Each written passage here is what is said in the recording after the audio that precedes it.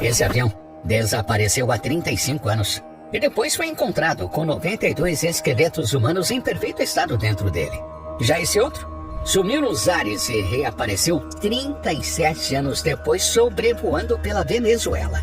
Esse outro perdeu o teto e foi submetido a um pouso forçado. Agora, será que deu certo? Há muitos eventos misteriosos na história da aviação que deixaram o mundo inteiro chocado e os cientistas confusos.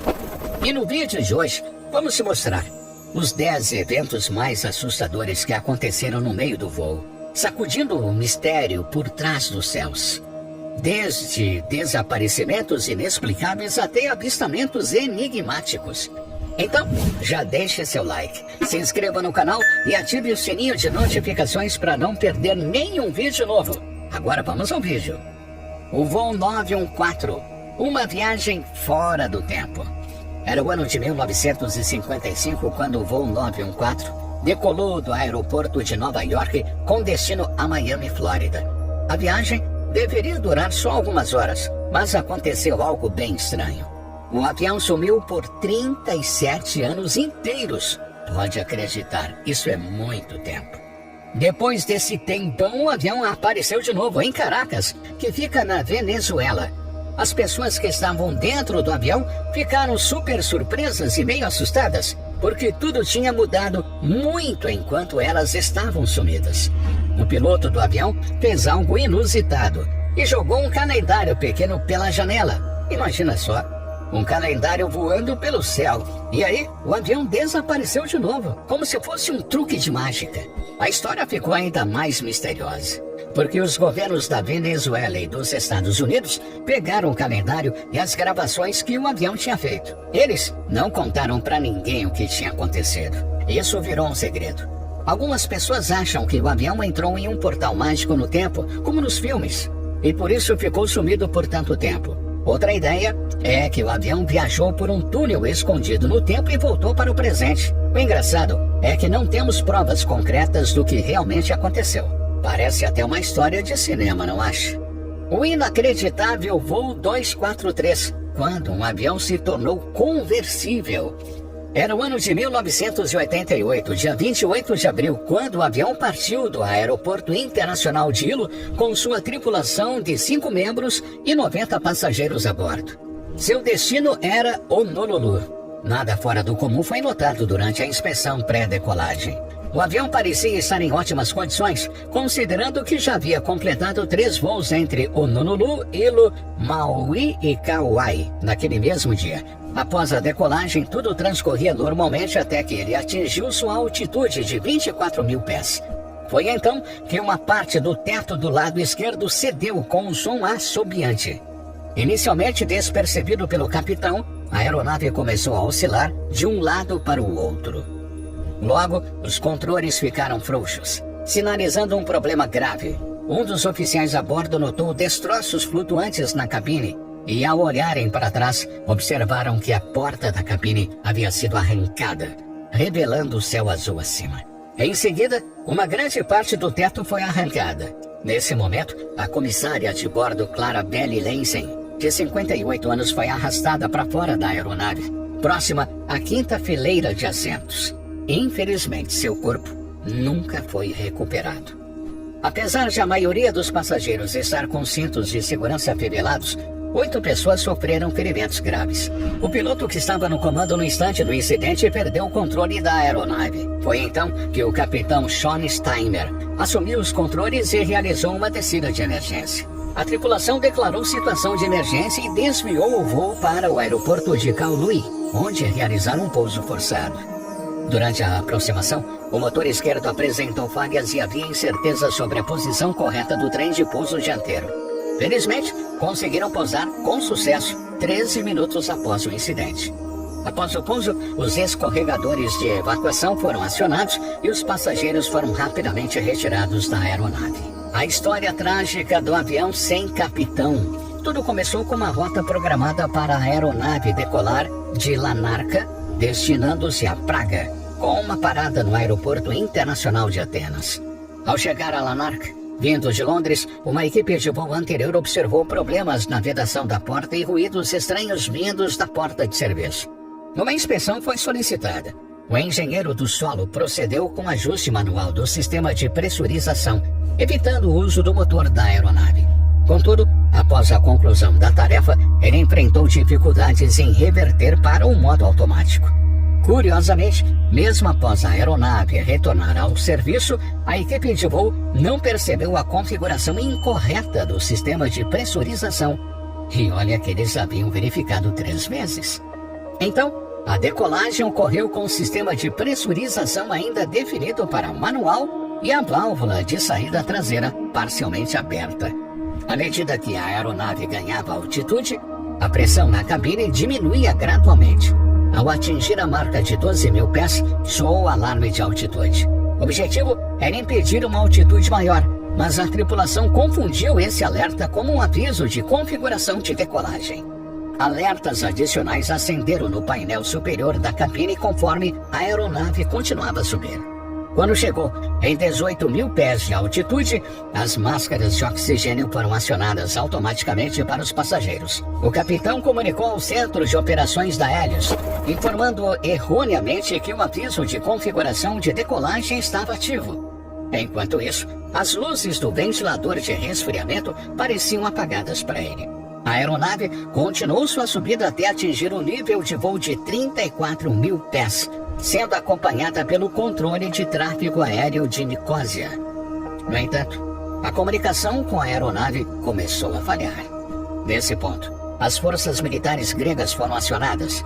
Os militares avistaram a aeronave, notando que o primeiro oficial estava desmaiado nos controles e o assento do capitão vazio. O comissário de bordo Andreas Prodromo e sua namorada, também comissária de bordo, entraram na cabine na tentativa de reverter a situação. Apesar de terem alguma habilidade para pilotar, Prodromo não possuía licença para o Boeing 737. Mesmo assim, ele tomou uma medida corajosa para tentar garantir a segurança. Enfrentando um incêndio no motor esquerdo devido à falta de combustível, a aeronave desviou-se de sua rota original. O avião perdeu altitude e, após um período de tensão, os motores falharam. 10 minutos após o apagão do motor esquerdo, o motor direito também pegou fogo. O resultado final foi a queda da aeronave nas colinas próximas a Gramático, a 40 quilômetros de Atenas. Infelizmente, todas as 121 pessoas a bordo, passageiros e tripulantes, se foram. E a história do avião Hélios 522 permanece como um sombrio mistério, revelando os perigos imprevistos que podem surgir quando uma série de circunstâncias se alinham de forma trágica. A aterrissagem milagrosa do voo 367, a única sobrevivente. Aqui entra em cena o voo JAT 367, que partiu de Estocolmo com destino a Belgrado, fazendo escalas em Copenhague e Zagreb. No dia 25 de janeiro de 1972, a história se inicia com uma confusão de controle aéreo que interviu nos voos de 2 comissárias de bordo chamadas Vesna, uma delas sendo Vesna Vulovic. Ela embarcou no voo 367 e, mesmo que não soubesse, estava prestes a enfrentar um destino inimaginável. O voo decolou de Estocolmo às 13h30 do dia 26 de janeiro, com uma escala bem sucedida em Copenhague às 14h30. Vesna Vulovic, animada por sua primeira viagem à Dinamarca, testemunhou um homem furioso desembarcando do avião em Copenhague. Às 15h15, o voo retornou ao céu com todas as aparências de normalidade, mas, de repente, foi atingido por uma explosão devastadora no compartimento de bagagem cerca de 45 minutos depois. A explosão dilacerou a aeronave, espalhando destroços sobre a vila tchecoslovaca de Serpas-Kamenice. Dos 20 passageiros e tripulantes a bordo, Vesna foi a única sobrevivente. Vesna foi encontrada nos escombros por um morador chamado Bruno Ronca, um médico veterano da Segunda Guerra Mundial. Bruno manteve Vesna viva até a chegada das equipes de resgate. Os investigadores de segurança aérea identificaram um detalhe que fez toda a diferença. Ela ficou presa à fuselagem do avião por um cartão de alimentação. A despressurização da cabine expulsou os demais passageiros e tripulantes da aeronave, levando-os à queda fatal. No entanto, a fuselagem, com Vesna a bordo, pousou em um ângulo da densa vegetação arborizada de uma montanha coberta de neve, o que amortizou o impacto. A pressão arterial naturalmente baixa de Vesna desempenhou um papel crucial em sua sobrevivência. O rápido desmaio após a despressurização evitou que seu coração cedesse ao impacto.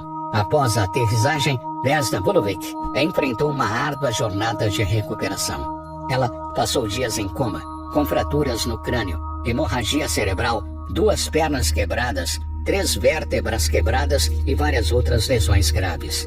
Ficou paralisada e sofreu de amnésia total.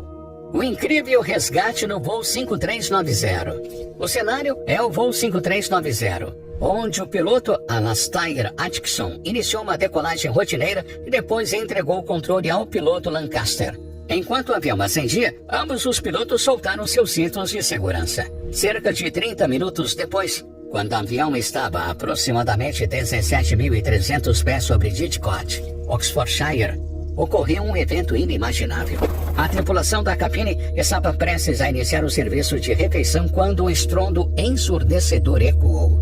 Em um piscar de olhos, a cabine se encheu de condensação, enquanto o painel esquerdo do para-brisa no lado de Lancaster, da cabine de comando, se separou da fuselagem dianteira. Imediatamente, a força da descompressão impeliu Lancaster para fora de seu assento, com seus joelhos ficando presos nos controles de voo. Assim, sua parte superior do corpo ficou exposta ao vento gélido. O piloto automático foi desativado, resultando em uma rápida descida. A porta da cabine de comando foi arrancada para dentro, bloqueando o controle do acelerador, o que levou a aeronave a ganhar velocidade durante a descida. Os comissários de bordo tomaram ação imediatamente, arrancando Lancaster e segurando objetos soltos. Eles instruíram os passageiros a adotar posições de apoio, antecipando um pouso de emergência. No entanto, o avião não estava equipado com oxigênio suficiente para todos a bordo.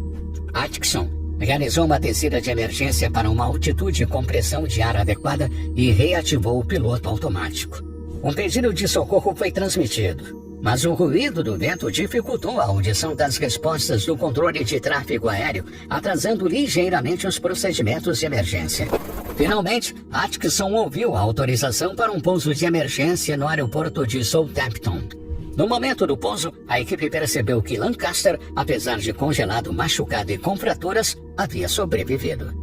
O mistério do voo desaparecido.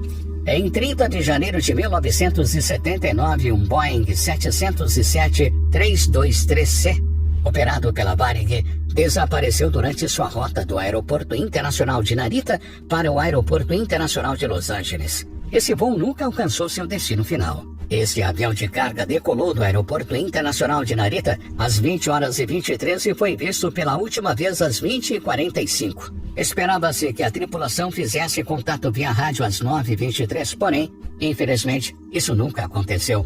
O contato via rádio foi perdido a cerca de 200 quilômetros de Tóquio. O que torna esse desaparecimento ainda mais misterioso é que a carga a bordo incluía 53 pinturas valiosas de Manabumabi, retornando de uma exposição em Tóquio. Essas pinturas foram avaliadas em 1,2 milhão de dólares e a aeronave estava transportando-as como carga. No entanto, nem os destroços do avião, nem as pinturas foram encontrados, gerando diversas teorias sobre o que poderia ter acontecido. Uma das teorias sugere que a tripulação de 6 membros do voo poderia ter conspirado para roubar as valiosas pinturas. Outra teoria especula que um defeito grave pode ter causado a destruição completa da aeronave, deixando nenhuma evidência para trás. Qual sua opinião sobre esse voo? Deixe aqui nos comentários. O desaparecimento de uma lenda da aviação. Amelia Earhart. Ela se tornou uma pioneira na história da aviação e uma defensora dos direitos das mulheres. Em 1928, Amelia se tornou a primeira mulher a cruzar o Atlântico em uma aeronave, apenas um ano após Charles Lindbergh ter realizado um voo solo transatlântico. Naquele voo, Amelia era uma passageira sem treinamento, pilotada por Wilmer Stutz. 4 anos depois, Amelia se tornou a primeira mulher a realizar um voo solo transatlântico.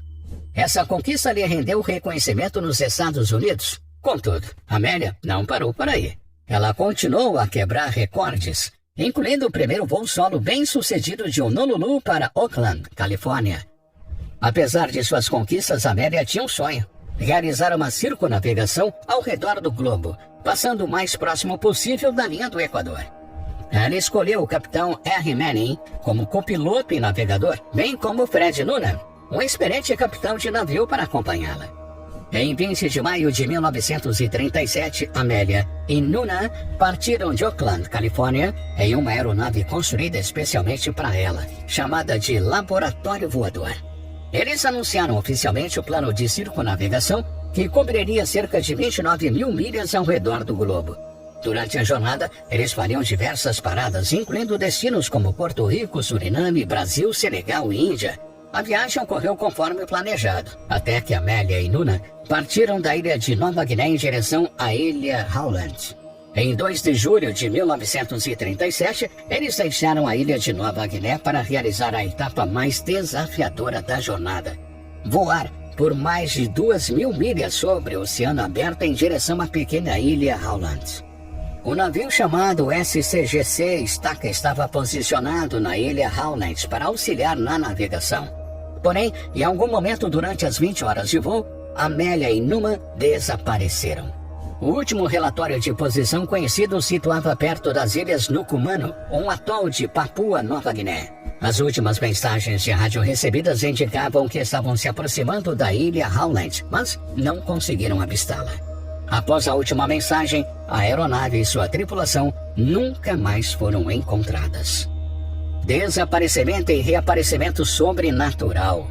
Em 4 de setembro de 1955, o voo 513 da Santiago Airlines decolou de Augsburg, Alemanha Ocidental, com destino a Porto Alegre, Brasil.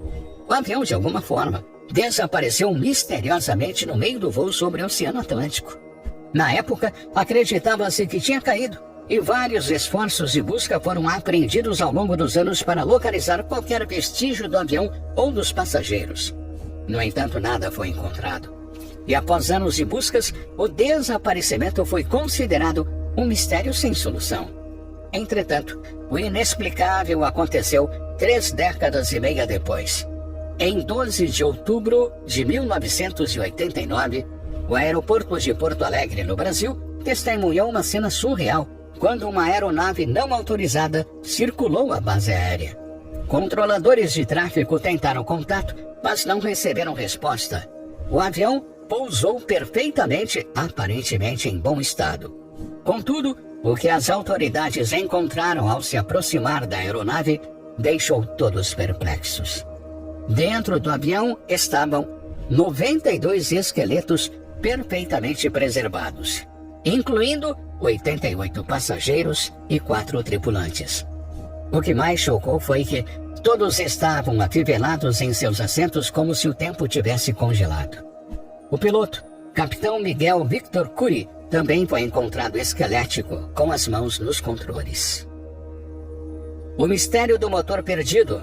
Um avião com 32 anos de operação viajava de Atlanta para Baltimore quando um evento assustador ocorreu no ar. Um estrondo repentino ressoou pela cabine e uma nuvem de fumaça rapidamente encheu o espaço. O capitão comunicou a todos a bordo que o avião havia perdido um dos motores e que medidas estavam sendo tomadas para um pouso de emergência. O medo tomou conta dos passageiros e alguns começaram a entrar em pânico. Com o avião desacelerando, muitos passageiros pegaram seus telefones para enviar mensagens a seus entes queridos temendo o pior. No meio desse caos, um passageiro conseguiu gravar um vídeo que capturou um momento assustador. Uma peça de metal estava se movendo dentro do motor, emitindo um brilho laranja intenso. A tripulação do voo tomou a decisão de desviar para o aeroporto de Halleck por precaução. Os comissários de bordo instruíram os passageiros a se prepararem para um pouso de emergência, enquanto o avião seguia em direção a Raleigh, na Carolina do Norte. Felizmente, o voo, com 154 pessoas a bordo, pousou com segurança. O mistério do voo 401 da Eastern Airlines. Em dezembro de 1972, o Lockheed L-1011 da Eastern Airlines caiu no pântano Everglades, na Flórida.